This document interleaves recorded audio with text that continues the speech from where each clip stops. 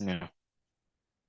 तो ग्राफ्स के हमने बेसिक क्वेश्चंस तो देख लिए, और अब हम ये भी देख लेते हैं कि इसमें मोशन से रिलेटेड जो थियोरेटिकल कॉन्सेप्ट क्वेश्चंस होंगे वो कैसे सॉल्व करने। जिस तरह क्वेश्चन नंबर 6 है आपके पास। A cyclist travel along Yeah. a straight horizontal road as shown in figure 1.1. Describe how the average speed of the cyclist can be measured. ठीक है, अब साइक्लिस्ट की स्पीड कैसे मेजर्ड होगी, और आपने अपने आंसर में कुछ चीजों को ऐड करना है, और वो चीजें कौन सी है? Suggest what equipment is used, एक चीज हो गई। Measurement.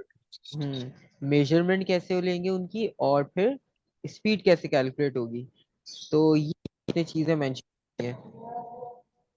ठीक है, आप जब तक G. इसको आइडिया करो। Average speed of cyclists can be measured using stopwatch, start time and end time, अब आपको पॉइंट्स and इसमें आइडिया हो गया होगा। आपको टाइम चाहिए और डिस्टेंस। तो डिस्टेंस के लिए आप कौन सा यूज करोगे?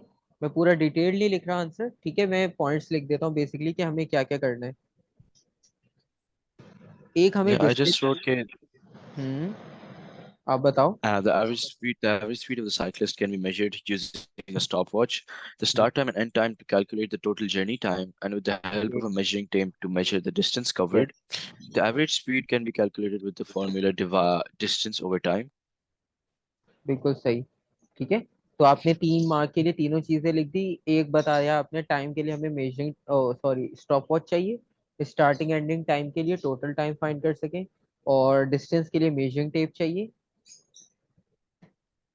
ताकि हम ओवरऑल डिस्टेंस फाइंड कर सकें। और फाइनली हमें फॉर्मूला चाहिए। Yeah, तो बेसिकली ये 3 मार्क्स इस तरह से डिवाइड किए इन्होंने तीनों चीजों के लिए। yeah, तो ये तीनों का रेफरेंस देते हुए आपने इसकी स्टेटमेंट कंप्लीट करनी है सारी। और फिर वो कह रहा है कि the uh, cycle has a constant what negative acceleration.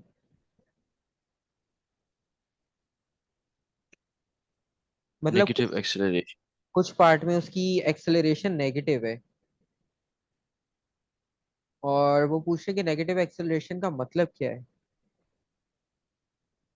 So पहले acceleration is hmm, the constant change in speed in ये, different intervals of time.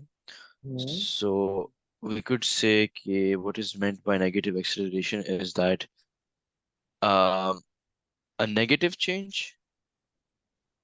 Negative change का मतलब ये कि स्पीड डिक्रीज हो रही है। ठीक है, आपको याद होगा हमने लास्ट टाइम डिस्कस किया था, जब आपके पास स्पीड, Variable acceleration.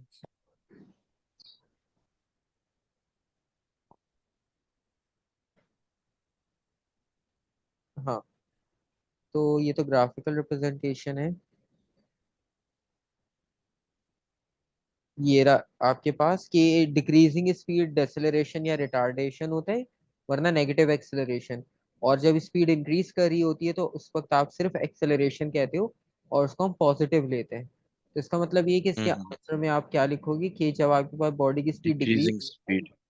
तो वो decreasing speed with respect to time आपके पास नेगेटिव एक्सेलरेशन होती है। ठीक है, Yeah. So can I say the constant decreasing in speed in equal intervals of time? बिल्कुल लिख सकते हो। Okay.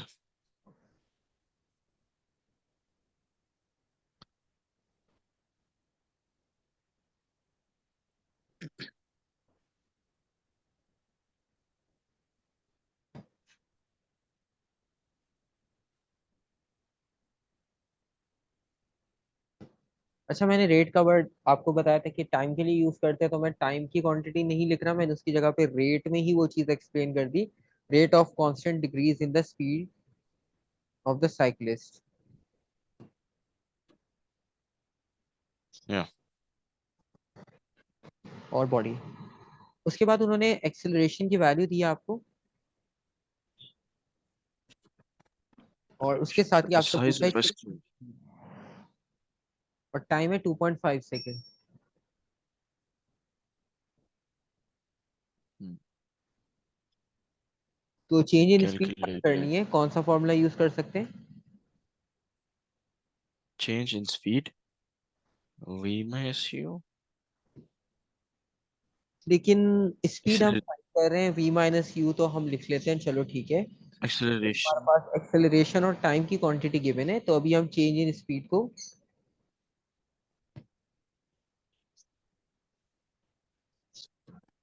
इसके इक्वल लिख सकते हैं, ठीक है, क्योंकि एक्सेलरेशन होता है v minus you over T.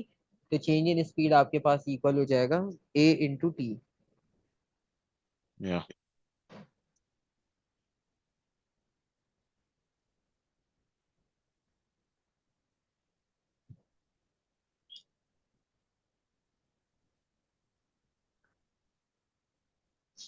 तो इसको मल्टीप्लाई कर लोगे तो आपके पास फाइनल आंसर आ जाएगा। Wait, so change in speed equals acceleration into time. ये हमने पढ़ा था लास्ट टाइम. बेसिकली हमने एक्सेलरेशन के फॉर्मूला से ड्राइव की कर ली चीज इस तरह से। ओ ओके ओके ओके, बेसिकली हमने फॉर्मूला को रीअरेंज किया है. बस।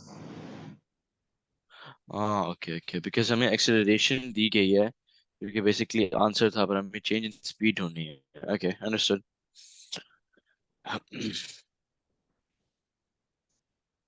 तो बस आपने इसको कैलकुलेट कर लेना, आपका फाइनल आंसर आ जाएगा। Yeah.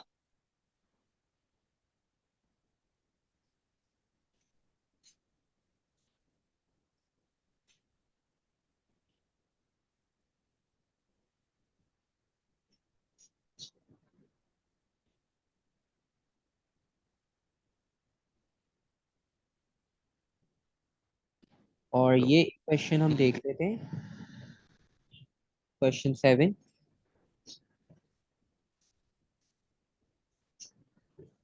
A girl of mass 35 kilograms on a bicycle accelerates from rest and travels down a slope in a straight line.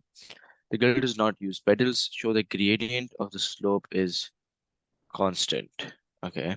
Calculate the resultant force on the girl when she's accelerating at 2.6 meters per second squared. Calculate the resultant force. और इसमें अब क्योंकि force का concept आ गया तो इतना कोई मसला नहीं है, वैसे भी फोर्सेस नेक्स्ट चैप्टर में स्टार्ट करेंगे। लेकिन एक फेमस फोर्स का फॉर्मूला आपको आइडिया ही होगा, F equals to m a, ठीक है। कौन सा एक्शन प्लीज रिपीट कीजिएगा. F equals to m a Newton second law, ठीक है। तो ये फॉर्मूला Okay, yeah. आपने किया ही Yeah, होगा। force equals mass into acceleration. तो बस अभी रेफरेंस के लिए हम इसको कर लेते हैं, क्योंकि हमारा बाकी पार्ट इसी से कनेक्टेड है, क्योंकि सिंपल स्ट्रेट फॉरवर्ड वैल्यूज दी हुई हैं, तो इतना कुछ कॉन्सेप्ट इसमें लगाना नहीं पड़ेगा हमें। एक्सेलरेशन भी है, मास भी गिवन है, तो F equals to m a लगाएंगे 35 मल्टीप्लाई बाय 2.6।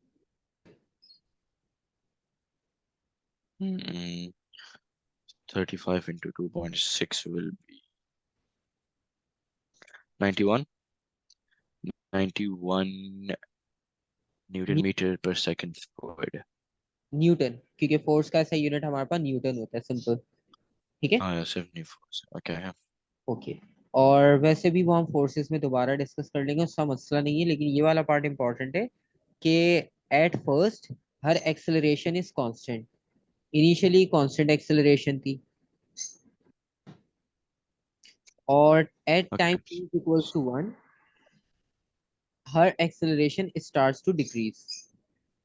मतलब t1 पे उसकी एक्सेलरेशन डिक्रीज होना शुरू हुई है, Deacceleration. Okay, basically. स्टार्ट में So कांस्टेंट she's थी, gonna. और until she is travelling at a constant speed in a straight line. जब तक वो डिक्रीज हुई है तब तक वो अपनी कांस्टेंट स्पीड पे नहीं आ गई, ठीक है। Hmm. तो मतलब पहले कांस्टेंट, फिर डिक्रीजिंग, फिर कांस्टेंट स्पीड, पहले कांस्टेंट एक्सेलरेशन, फिर डिक्रीजिंग एक्सेलरेशन, फिर कांस्टेंट स्पीड, यानी जीरो एक्सेलरेशन, ठीक है। So basically, constant speed की तो straight line होगी, ये समझ आ गई है. और acceleration जो है, constant acceleration जो है वो it should be like sloping upwards. अच्छा पहले ग्राफ चेक करो कौन मतलब सा दिया उन्होंने, डिस्टेंस टाइम या speed time. speed time. Speed time है, तो इसका मतलब है जो पहला कांस्टेंट एक्सेलरेशन उन्होंने लिखी है, तो उसके लिए ग्राफ कैसा बनना चाहिए? um, ग्रेडियंट बनाएंगे हम, स्ट्रेट लाइन। या मतलब स्ट्रेट लाइन स्लोपिंग ऊपर, राइटवर्ड्स। हाँ, ऐसी। और पर टी। देखें आगे वो, हम्म, या इधर तक, at time t her acceleration starts to decrease, मतलब deceleration है, so it's gonna go थोड़ा सा curve होके downwards, बिल्कुल। because her speed is gonna decrease पर time तो आगे जा रहा ही जा रहा है, and hmm, then a straight line, because then it says that until she's traveling at a constant speed in a straight line. ठीक है। Yeah. ये ग्रेजुअली डिक्रीज हो रहा है, तो कर्व आपको पता है नीचे की तरफ आ जाएगा, ऊपर की तरफ नहीं जाएगा, क्योंकि इंक्रीज नहीं हो रही उसके आगे स्पीड, डिक्रीज हो रही है। ठीक है। Yeah. तो ये हमारे पास सिंपल सा ग्राफ हो गया, क्योंकि इसमें वैल्यूज नहीं थी, सिर्फ वो आपसे एक जनरल कॉन्सेप्ट पूछ रहे थे। ठीक है। Yeah. और अब वो आपसे एक फाइनल स्टेटमेंट पूछ रहे हैं, बस स्टेट करना है आपने कि डिस्टेंस ट्रैवल कैसे फाइंड कर सकते हैं। Distance travel, show how the distance traveled is found from a speed time graph, क्या कहते हैं, area under the graph. Area under the curve और एरिया अंडर द ग्राफ। ठीक है। Yeah. So how do you remember कि speed distance time graph में speed gradient से है और speed time graph से distance area under the graph से है? इसका देखो बहुत सिंपल सा तरीका है, ये जब हम बनाते हैं ना डिस्टेंस टाइम ग्राफ, जी। तो बस इतना याद रखना कि जब हम फॉर्मूला यूज करते हैं डिस्टेंस और टाइम का, तो डिस्टेंस और टाइम का फॉर्मूला हम यूज कर रहे होते हैं स्पीड के लिए। ठीक है, स्पीड के Yeah. फॉर्मूला डिस्टेंस और टाइम आते हैं, तो इसका मतलब है डिस्टेंस और टाइम के ग्रेडियंट से आपको मिलेगी स्पीड। एक चीज हो गई। Yeah. दूसरी बात ये कि जब हम बात करते हैं स्पीड और टाइम की, तो ये दो क्वांटिटीज हम यूज करते हैं एक्सेलरेशन के फॉर्मूला में, तो उसके ग्रेडियंट से हमें एक्सेलरेशन मिलेगा, और जो एरिया अंडर द कर्व होगा उससे आपको डिस्टेंस मिल जाएगा। Hmm. Yeah. तो बस फॉर्मूला के रेफरेंस से आपने याद रखना है। Okay. ठीक है। जी। तो अच्छा देखो, आपके पास काफी सारे क्वेश्चंस, मतलब जो क्वेश्चन हमने देखे डिफरेंट डिफरेंट थे सारे। ठीक है। एक में ग्राफ ड्रॉ करना था, एक में मार्किंग करनी थी, एक में आपके पास रफली उन्होंने आइडिया पूछा, और एक में आपके पास पूरी कैलकुलेशन का पार्ट था। ठीक है। और इसमें ये है कि अब आपको मैं ये दोनों पीडीएफ फाइल शेयर कर दूंगा, एमसीक्यूज और थ्योरी भी, तो आप इसी सेम पीडीएफ पे सॉल्व कर सकते हो। ठीक है। वरना ये है कि ये मैं आपको एक ड्राइव पे अपलोड कर दूंगा, और जब भी अपडेट होगी मैं वहां अपडेट कर दिया करूंगा, तो आपको बार बार व्हाट्सएप पे मैसेज नहीं ढूंढने पड़ेंगे। ठीक है, कि फाइल कहाँ थी हम्म। कहाँ नहीं। तो मैं वहां अपलोड कर दूंगा, और आप जब भी अपडेट लेना चाहो वहां से ले सकते हो।